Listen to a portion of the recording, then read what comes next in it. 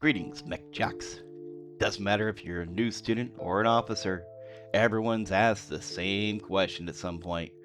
Maybe in the Mech Bay or after a briefing, usually talking about anything but the actual mission. The question sounds simple. What's the best battle mech? Reasonable question. Dangerous question. I've heard some very intelligent answers. Some of them even get close to realizing why they were asking it. Because best turns out to be a dangerous word. The best machine in one fight can be completely wrong in another, and a surprising number of expensive mistakes begin with assuming those are the same thing. Let's start with something easy. The King Crab.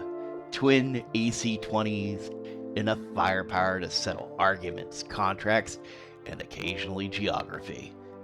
Is the King Crab dangerous? Absolutely. If someone delivers a fight directly into AC-20 range, that King Crab is going to feel very appreciated. But suppose the objective is moving. Suppose the enemy has no intention of standing where you would like them to. Suppose the battlefield is larger than your preferred firing solution. Suddenly, we're asking a different question. The King Crab didn't become worse. The autocannons didn't get smaller. The problem changed. Now, let's go the other direction of the Charger. A machine that has caused more than one officer to stare at a record sheet, look back at procurement, and ask whether everyone involved was unsupervised. Again, a reasonable reaction. The record sheet practically encourages it. Then the battlefield starts asking questions about movement, about timing, about pressure, about forcing decisions, about being somewhere the enemy desperately wishes you weren't. Sometimes the problem isn't destroying an enemy machine. Sometimes the problem is making that machine respond to you. And suddenly, the conversation changes. The Charger isn't automatically a great answer. But that doesn't mean the Charger is automatically a terrible answer. It depends entirely on what question you're trying to solve. The battlefield gets a vote. Sometimes it votes in ways that make initial assumptions look considerably less intelligent than they sounded during the briefing. And then we have the Blackjack, a machine rarely accused of being impressive. Nobody looks at a Blackjack and starts rewriting military theory. Nobody sees one walking onto the battlefield and immediately updates their last will and testament. The Blackjack generally arrives, stands where it was told, shoots what it was told, and somehow manages to stay relevant long after flashier machines have exhausted their original plan. Not flashy, not glamorous, but useful. And usefulness has a strange habit of surviving longer than excitement. See, the King Crab advertises what it bought. The Charger practically dares you to question what it bought. The Blackjack is quieter than that. The Blackjack just keeps showing up in situations where somebody needs a firing lane covered, an approach discouraged, or one more set of guns helping hold the line, while the rest of the lance is busy solving a more exciting problem. Most people notice what the Blackjack lacks.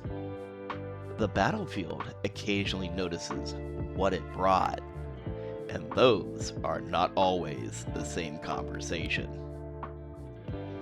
This is why I'm always suspicious of discussions about the best machine. Not because they're useless, because they're incomplete. Best where? Against whom? For what objective? On what terrain? Under what conditions? The moment we start answering those questions, the machine usually stops being the interesting part. We're no longer evaluating the BattleMech, we're evaluating the fight. And the fight gets a vote. I've watched very capable people defend a machine long after the battlefield had already delivered its verdict. The uncomfortable part? The machine usually wasn't the problem. The machine did exactly what it was built to do. It showed up, it bought what it bought, and paid what it paid. The problem happened much earlier. Usually when somebody decided the questions weren't worth asking. Those are expensive lessons. Fortunately, the battlefield is usually willing to provide demonstrations. Every BattleMech is a receipt. Some people just stop reading before they get to the expensive parts. So, is there a best BattleMech? Maybe?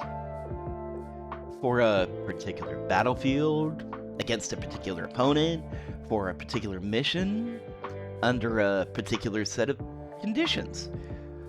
But that's a much smaller claim than most people think they're making. Because the best mech for the wrong fight is still the wrong mech. The construction rules can tell you whether a machine is legal, they can tell you whether the math works, they can tell you if the tonnage balances. What it cannot tell you is whether you've solved the right problem. And that's where things start getting expensive. The funny thing is, this isn't even the difficult part.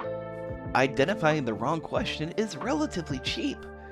Replacing it with a better one tends to cost more. Because today we've only established that the question is flawed. We haven't asked the harder question. If best mech is the wrong question, what should we be asking instead? Because every BattleMech eventually receives an audit.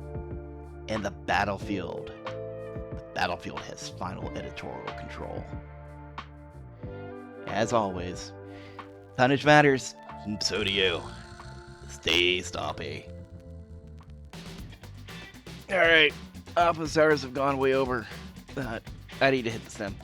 However, whoever is the last out of the room, kill the lights. Make sure the coffee pot's off.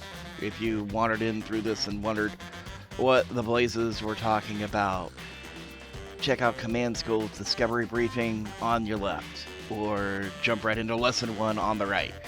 Either way, Lesson 2 arrives September 5th. Subscribe to join the class, and I'll see you then.